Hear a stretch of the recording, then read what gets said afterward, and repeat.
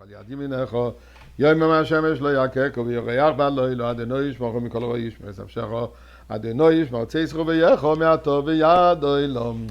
Friends, in addition to the Tehillim, let's also put tzedakah together. This will hasten the redemption and will alleviate all the tzaras that we've been experiencing lately all over the world, terrorist attacks and frightening accidents. Eibishter, please, hab rachmanis, take us out already of Golus. Parsha of this week starts, V'hoya eikev tishmu'un eis ha-mishpatim ha'ele u'shmartem v'asisem oisam. God says, Moshe Rabbeinu here, but obviously Moshe Rabbeinu speaks, it's the words of God. Shchina medaberes mitoch groinoi. Moshe Rabbeinu is the vocal cords for God's words. V'hoya eikev tishmun. If, when you will listen, es hamishpatim ha'ele, those commandments, those godly commandments, ushmartem v'asisem oisam, you will guard and you will do them, says God, I promise you, I will keep my covenant and my kindness that I have sworn to your ancestors. On the second word of the parsha, and which is also the name of the parsha, Eikev, heel. So obviously there's something so fundamental that in the whole parsha is encapsulated in this word Eikev. Eikev is translated heel, the heel of the person. And Rashi actually says,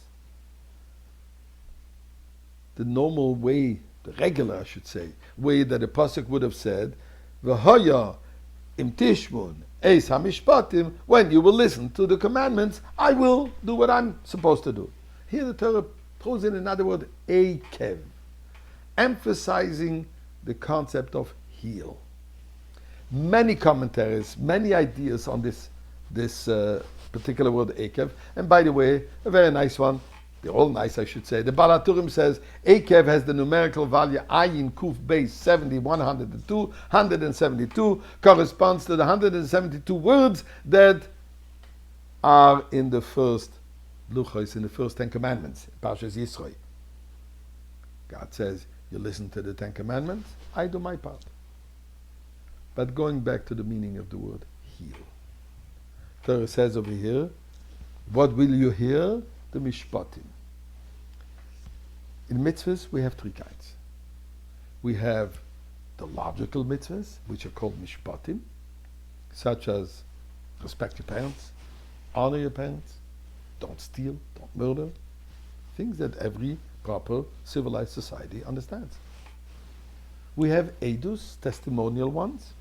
We keep Shabbos as a testimony to God's creating the world.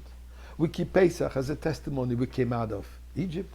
We put a mezuzah as a testimony that this is the Jewish home imbued with godliness, and so on and so forth. And then we have the mitzvahs chukim, statute, a commandment which we don't understand the reason, so much so that even Shlomo HaMelech said as an example on the mitzvah of shatnez, not to wear a garment which has a mixture of wool and linen. We don't understand the reason.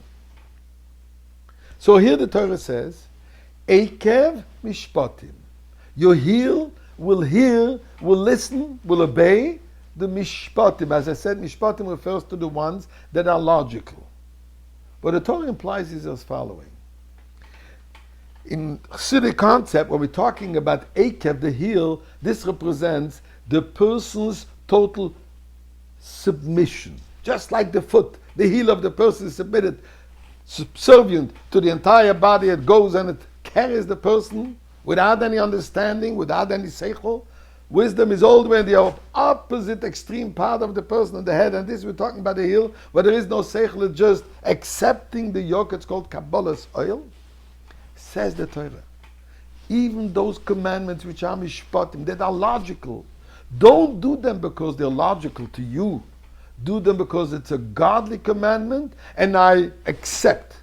I'm a servant, and as such, I accept all the commandments, even the ones that's logical. And the reason for it is very simple, because if it depends on my logic, tomorrow my logic will change. And we see this. Things which were completely unthinkable in the previous generation, today is the norm, and so on and so forth. Society changes. Lifestyle changes. Unfortunately, not always for the better. So the only way we can guarantee a proper moral behavior is when Akev, we submit ourselves to God's commandment as a Kabbalah's oil, acceptance, the yoke. Coming of Mashiach today is also called Ikvese de Mashiach, the last moment, the heel of the coming of Mashiach. So Eibishter, Parshas Akev, we hear, we do, Ikvese de Mashiach, the heel of Mashiach. Let's already tishmo, let's already hear the sound of the shofar and see Mashiach in the Beis HaMikdash now.